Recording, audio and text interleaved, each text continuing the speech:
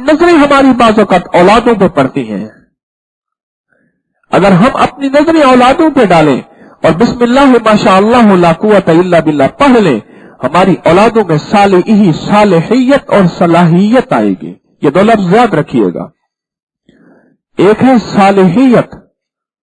सालिहियत कहते हैं नेकी को, तकवा हो, नेकी हो, आंखों में हया हो, बोलों के अंदर लिहाज हो, और मां का अदब, बाप का अदब, मुआशरे में अदब हो, एहतराम हो, हर किसी के साथ दरगुजर हो, हर किसी से मोहब्बत हो, हर किसी से प्यार हो। जितने भी कोई गुरु और फिरके वाले हैं सबको अपने सीने से लगाएं।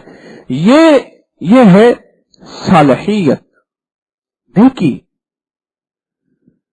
और एक है सलाहियत।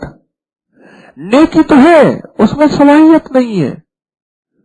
कारोबार को संभालने की, दुनिया के निजाम को संभालने की, रख रखाव को संभालने की, मेल मिलन को संभालने की, उठनी नहीं है, बैठनी नहीं, रहनी नहीं, सहनी नहीं, ये नहीं है उसके अंदर।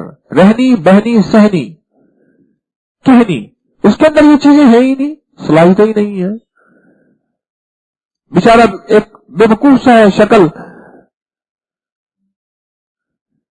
सालिहियत और सलाहियत ये हमारी नजरों से मिलती है। जहां रब के निजाम और तकदीर से मिलती है, वहां नजरों से मिलती भी है, छिनती भी है, घटती भी है, बढ़ती भी है।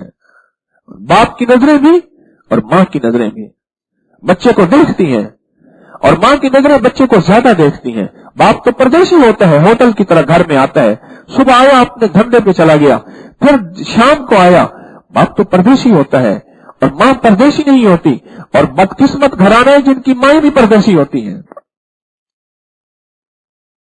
जिनकी माएं भी परदेशी होती हैं। मां की नजरें जब पड़ती हैं, मां की नजरें जब पड़ती हैं और बाप की नजरें जब पड़ती हैं, और इस लफ्ज को पढ़ने में इसके अंदर